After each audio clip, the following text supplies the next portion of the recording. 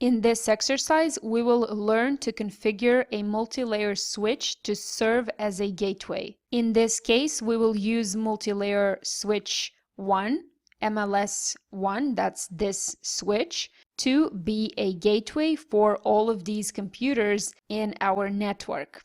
We will have two VLANs, purple and green, and I hope all of you can distinguish these two colors. If not, all of the purple VLAN, which is VLAN 10 computers, will be connected to the first 8 ports on each switch. All of the green VLAN or VLAN 20 computers will be connected to the second 8 ports on each switch. On these 3 switches, the first 8 ports on each switch will be joined into VLAN 10, and the second 8 ports, so from Fast Ethernet 0/9 to 0/16, they will belong to VLAN 20. Another thing that is new in this exercise is that most of the configurations that we have learned earlier have already been set. So IP addresses are already assigned to PCs. Host names are already configured according to the diagram below. Rapid PVST is already configured on all switches and MLSs. The configuration is exactly the same as before, as on regular layer 2 switches. Access ports with PortFast are already configured according to this topology here, and trunk ports are already configured on all 2960 switches. The only trunk ports configuration that is left for us to do is on MLSs, because it is a bit different compared to the regular layer 2 switches, and I will show you that right away. That is the first thing we will do. So in order to configure trunk on MLS interfaces, you need to define the encapsulation. That's pretty much the only difference there is. Second task, configure VTP. We have already done this, but let's do it in this exercise as well. We need to configure root bridge for both VLANs, and we're going to have the same root bridge for both VLANs. It's going to be MLS 1. Configuration for this is again the same as before. And then the last task is to configure MLS 1 as a gateway.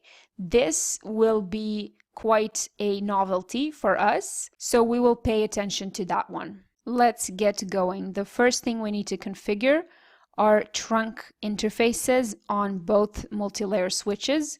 I'm going to say enable configure terminal, get right into those interfaces, interface range gigabit Ethernet 0/1-2, and then switch port trunk encapsulation .1q.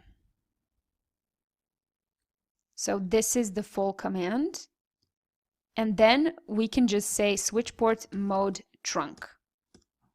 We have one more trunk interface, Fast Ethernet 0/24, and we will use the exact same commands on that interface as well. Switch port trunk encapsulation .1q, and then switch port mode trunk. Let's go to MLS2. Enable configure terminal, interface range gigabit Ethernet 0/1-2, switch port trunk encapsulation .1q, switch port mode trunk. Interface Fast Ethernet 0/24, switch port trunk encapsulation .1q, switch port mode trunk. That's it for the first task. Let's go to VTP. MLS 1 will be a server and all others will be clients. Let's configure the server first, and then we can cheat a little bit with Notepad as we used to do earlier. So VTP mode server, VTP domain cyber, VTP password, cyber. Let's create VLANs. No name, but VLAN 10 name purple, and then VLAN 20 name green. Now for VTP clients, on each of the other switches, I will need to type in enable, configure terminal, VTP mode client, VTP domain cyber, VTP password cyber. I'm going to copy that and paste it into the command line.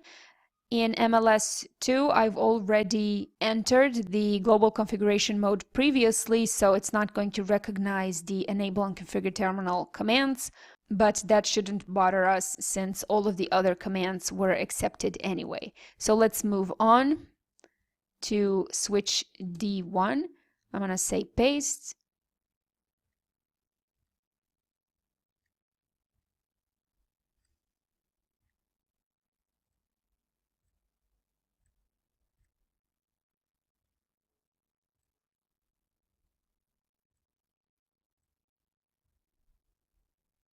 Once you're done pasting these commands, maybe press this fast forward time button, and then we can get into some of the switches and issue the do show VLAN brief command to check if these VLANs have been created on all switches. We can see here that these VLANs do exist on this switch. Let's check some other switches, for example, this one. Yep, they are here. And then we can maybe check S3, since on S3 we only have VLAN 10 computers, so we should see VLAN 20 here as well. Sorry, I have joined all of the interfaces. So on all three switches, I have joined the first 8 interfaces into VLAN 10 and the second 8 interfaces into VLAN 20. So the green VLAN, VLAN 20, does exist on this switch, and it did exist prior to VTP client configuration because I did join these 8 interfaces into that VLAN. So my apologies, let's move on. Our next task, task number 3, is to configure root bridge for both VLANs, and that's going to be MLS3. The command is quite simple here. It's spanning 3, VLAN 10, root primary, and then I'm going to use the up arrow and switch 10 into 20.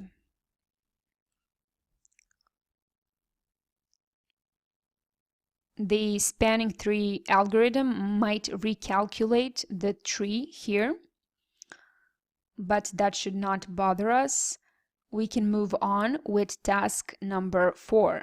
Task number 4 says that we should configure root guard on MLS1 on interfaces facing the distribution layer switches. Those are the dist1 and dist2 switches. Those interfaces on MLS1 are Gigabit Ethernet 0/2 and Fast Ethernet 0/24. So let's start from Gigabit Ethernet 0/2.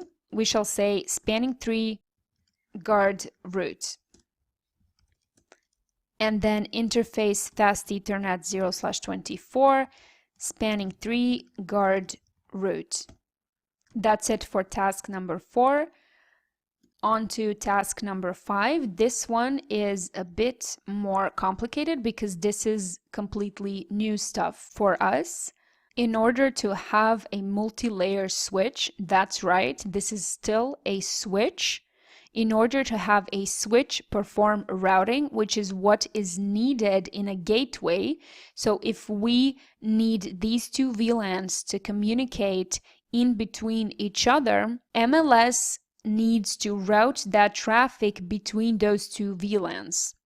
That is not quite natural for a switch, so there is a command to make it do routing, and the command is luckily quite simple. It's just IP routing, but we also need to create some kind of interfaces on this switch because we need some place to configure a gateway IP address. I'm going to first show you all of the commands in the exercise guide. So unlike on router on a stick, where we used physical interfaces to create virtual interfaces or virtual sub-interfaces on a physical interface, here we are going to create a completely new virtual interface, and that interface is going to be a VLAN interface. I know it sounds simple, but my students used to mix those two up all the time. So once more, when you have a router and you're configuring router on a stick, you will use a physical interface, so fast Ethernet or gigabit Ethernet interface, and then create sub-interfaces. On a switch or on a multi-layer switch, it doesn't matter, you will create a VLAN interface. It's still a virtual interface, but you don't use or need any physical interfaces to configure this virtual VLAN interface. Let's configure that on MLS1. So interface VLAN 10. As any regular physical interface, you will have a state and you will be able to see what is the state of that interface. Right here we can see that as we created this interface and this VLAN exists on this switch thanks to VTP, line protocol goes up, which means that this interface is now switched on. In case you miss to configure or create VLANs on a switch where you are creating this VLAN interfaces, this will not happen. So you won't be able to bring an interface up if you don't have that VLAN already configured on your switch. So those things are related. Okay, now that we have created the interface, we're going to assign an IP address to it. And this is a mistake. So it should be .1. Sorry about that. So for VLAN 10, it's going to be 192.168.10.1 and then /24, of course, and that's it. No need to type in no shutdown here because it's a virtual interface and it is already up. As soon as you create it, it's going to be up. Let's create the second one. So interface VLAN 20. IP address 192.168.20.1/24,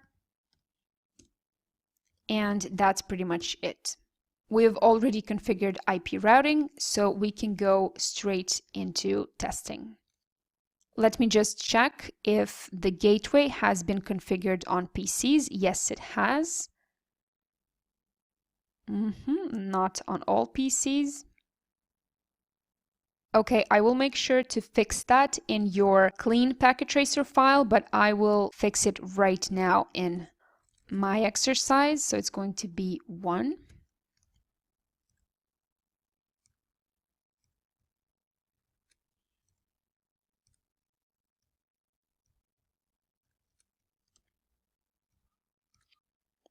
Great, let's see if the communication works. As always, this window is quite small. Okay, let's first try the communication between two PCs in the same VLAN. That works, that's a good sign. Let's try PC4 to PC5, PC7 to PC3. I'm gonna clear this out. And the next logical thing to try is connectivity between PCs and their gateway. And then the last thing to test is connectivity between PCs that belong to different VLANs. As always, first 1 or 2 or sometimes even 3, depending on the size of your network. First couple of pings may fail, but eventually, if everything is configured correctly, you will get a successful status right here. Let's try some more between PC3 and PC5, for example. PC4, PC7. That's great. So that would be it for this exercise. See you in the next one.